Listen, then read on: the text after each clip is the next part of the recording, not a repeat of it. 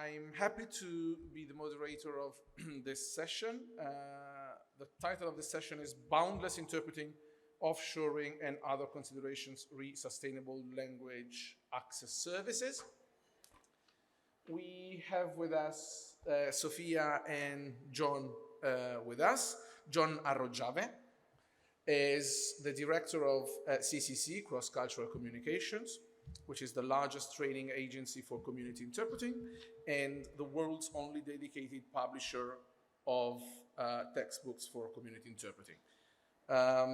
Sofia is professor of the School of Translation and Interpreting Studies, where she teaches and researches interpreting in public service interpreting and community interpreting at the University of Barcelona.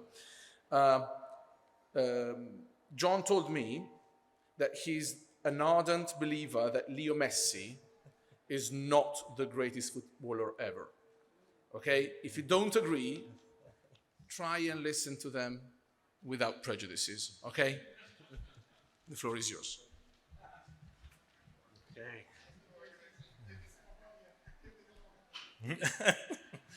Good morning. Good morning, everyone. Thanks so much for making it out here.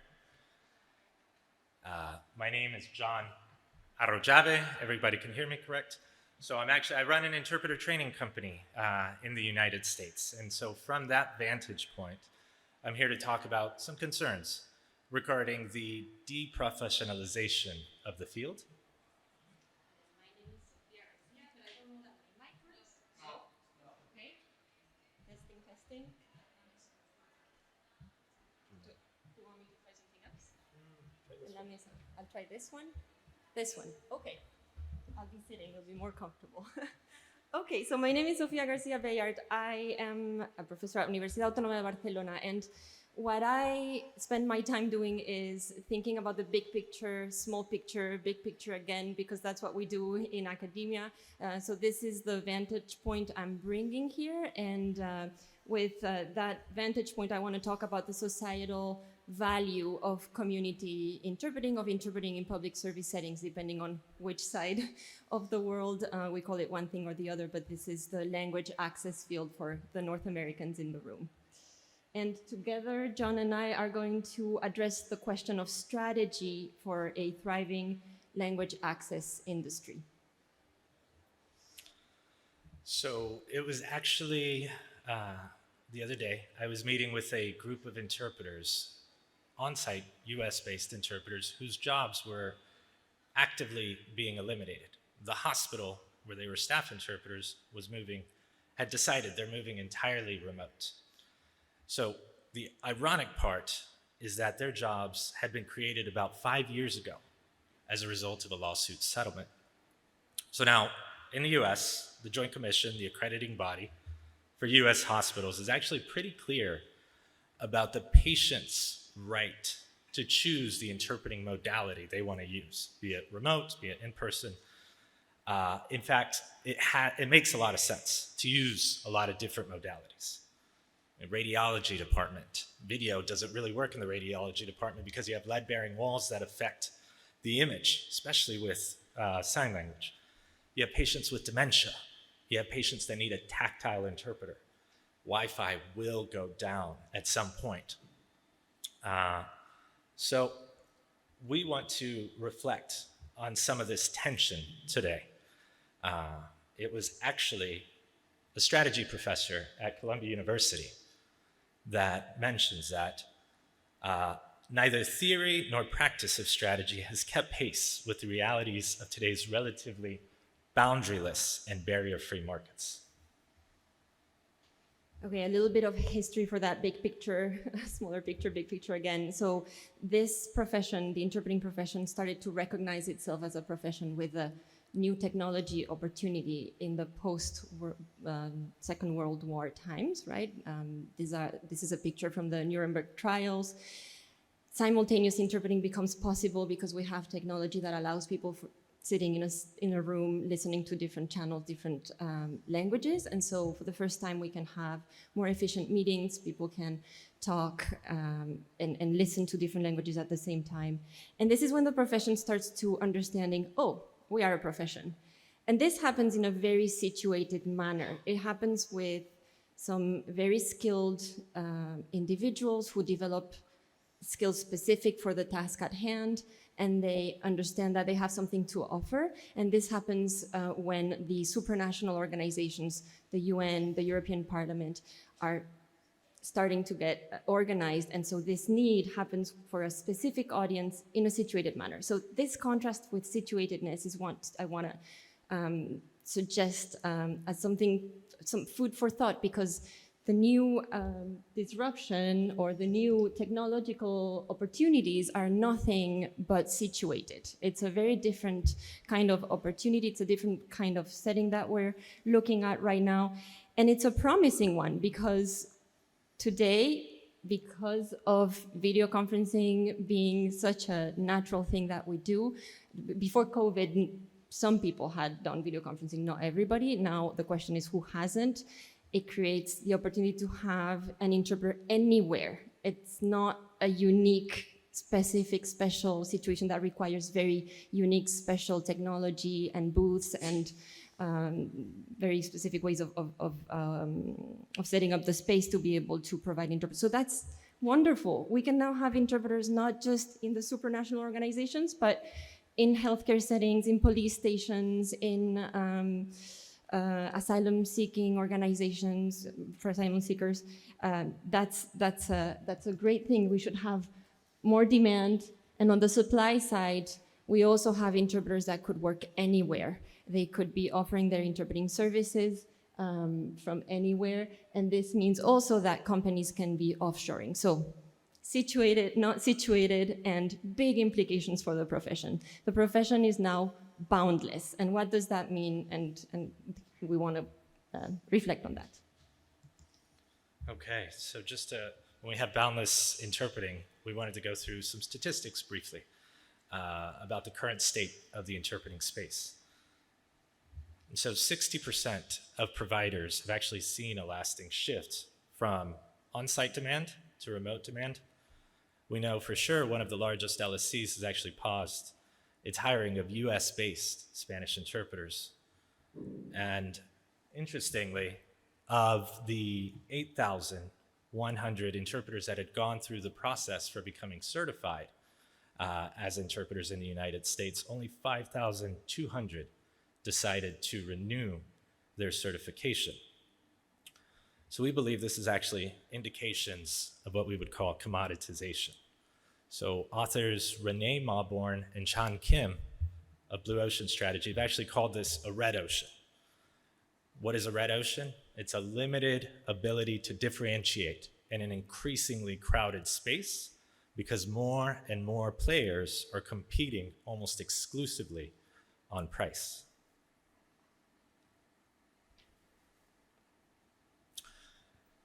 And so to further elaborate what we mean about the commoditization, so obviously, clearly we've seen permanent prices for OPI are actually reported well below 50 cents per minute.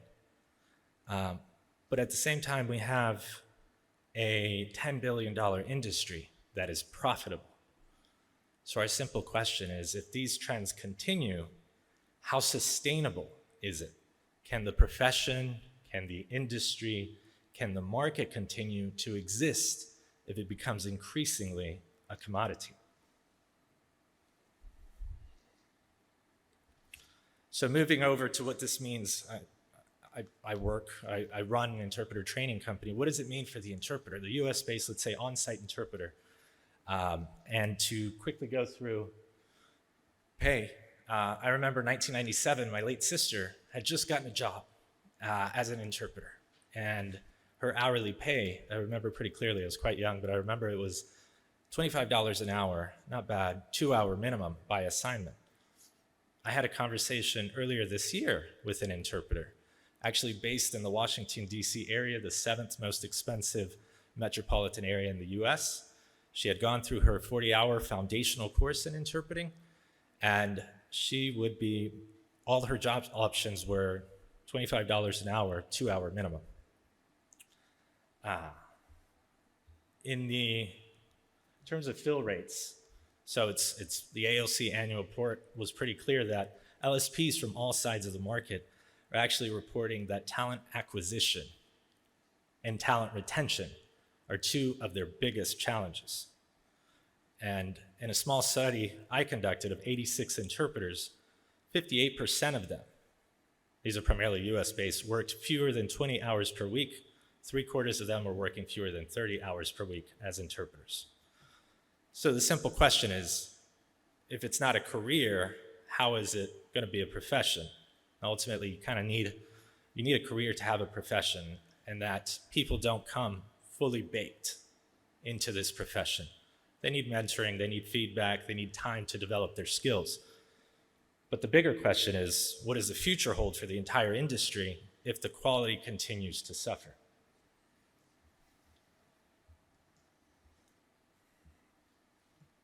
Okay, so to address this question, we have to go back to the basics. And this is a quote from Jonathan Downey from very recently. He was reflecting on the impact of artificial intelligence on the profession. And he's asking, he's saying that the most basic question is what interpreting really is. And I think this is key indeed, because interpreting is actually a very misunderstood profession. Just like translation, we heard it during the keynote in one of the questions addressed to the keynote speaker. How do we make sure that people understand what we do? Because very often interpreting is conceived as a simple task. The words I had in my presentation were conceived as a straightforward task, as an unsophisticated task. To borrow one of the terms from our keynote speaker, it's conceived as a routine task, but it's really not. And so the future really is where we can make sure that people understand what this profession is about. And in this way, it's the kind of job, of profession that is exceptional in that the recipients are not able to assess the quality immediately. They can only see the effects of bad quality over time. And importantly too, potential recipients are not always able to understand that there is a solution for their need, right? The interpreting activity is kind of opaque to the uneducated eye, to the unexperienced eye. And for that reason, it's important that we are able to address this matter of public concern in a way that provides information to the important stakeholders. And I want to talk about a couple of experiences I've had recently in my job as an academic. My research group, MIRAS, is doing a research project in Catalonia, where we're based, where we are looking at intercultural communication in healthcare settings. And it's the early stages of the project, but what's very clear is that there's a big deficiency in the service provision when there's a language barrier, that there's actually not even a word by the key stakeholders to refer to the interpreting activity. They generally talk about translation, they generally talk about mediation when their actual needs are interpreting. So this is the level of opaqueness I'm talking about. Now, another anecdote that happened recently, a parallel project that I'm conducting with a nurse at the nursing school in my university. We want to create some modules where we can have interprofessional education and have role plays between trainees, future professionals, future practitioners who can work together in situations that they are actually, hopefully, eventually going to work together. So this nurse and I have been having conversations. She understood from the beginning this is important, this is a need. It is not until she came to my classroom after I had gone to her simulation lab and saw exactly what we were doing, what kind of decision-making processes we were going through, what kind of layered discernment interpreting really requires, how much context is needed to make the appropriate decision in the appropriate way, that she really understood. And she left the classroom making sure she reassured my students that what they were learning was sorely needed in her professional setting, in her setting of expertise. But despite all the conversations we had before, it took her to see it in person to understand what it was about. That's what I mean by the profession being opaque. And That's why I say that communicative autonomy is achieved contextually. The interpreters that are offering a service that is really efficient for the sake of communicative autonomy, where people are in control of their own communication processes and they're really able to achieve their goals, happens in context. Okay, so to wrap up this slide, there is a real need for skilled service. And conveniently, this idea of skill was questioned was asked about during the keynote, so maybe we can talk about it later if we have time. I know maybe I'm talking too much, okay. Yeah. That's good, we're good. Okay, strategic. Oh, it's me still. Okay, I'll keep talking. All right, so strategic opportunity. So in the US, I've lived there for a few years. I'm from Spain and I'm based here, but I know a little bit of how things work in the US, especially as opposed to how they work in my context.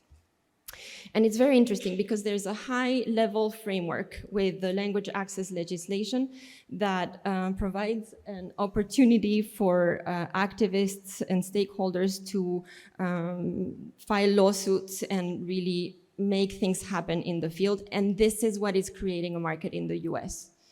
Now, there is a social need beyond that kind of framework. There is a social need, whether there are lawsuits or not. And because there's a need, there's a potential demand if people are informed, if people understand that level of granularity and contextuality that I was talking about in my experience with the nurse. So I just want to suggest this idea that there's really an opportunity for value innovation that is aligned with sustainable professional development, that is aligned with social needs, that, that provides strategic opportunity for the business aspects of things. So this is where I provide the analytical tool to see if all things can be aligned. I'm hopeful that they can. Okay, and so we feel that the concept of a blue ocean is actually one that helps us further illustrate this strategic opportunity. And so if we have a red ocean, which we referred to earlier, where more and more stakeholders or parties are trying to extract more and more from an already clearly defined space that has entrenched players, leading ultimately to price competition, commoditization, and eventually, potentially, industry decline, a blue ocean would be its opposite. So Mawborn and Kim illustrate how the opportunity for blue oceans resides in the fact that consumers today are highly informed. In the past, no one actually had as much access to information. The information they would get about a particular good, a service, came from the marketers themselves. But today, thanks to information, consumers are a lot more informed. They can make informed choices. And ultimately, new markets segments will open when people have full access to information. But in the interpreting space, given its opacity, given the opacity of interpreting, creation of new market structures actually depends on the ability of all stakeholders to discern the quality of the service they're getting. So we would say the transparency with regard to languages, credentials, experience, and availability are a key element in creating a blue ocean. Ultimately, blue oceans are created when your consumers know that you are catering to their newly discovered needs in a way that is specific to the strengths of your company. We believe the interpreting profession, $10 billion industry growing at 7%, could easily double in 10 years if it maintains that rate, has a wealth of untapped areas for specialization.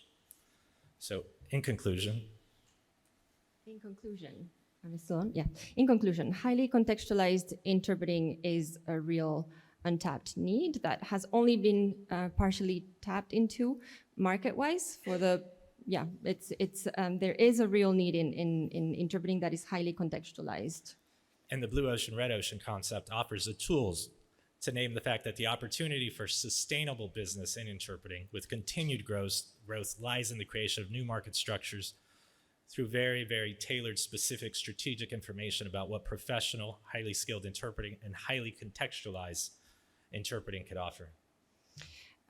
Sustainable and new streams benefit all three levels. They benefit the profession, they benefit the social realm, and the long-lasting business opportunity.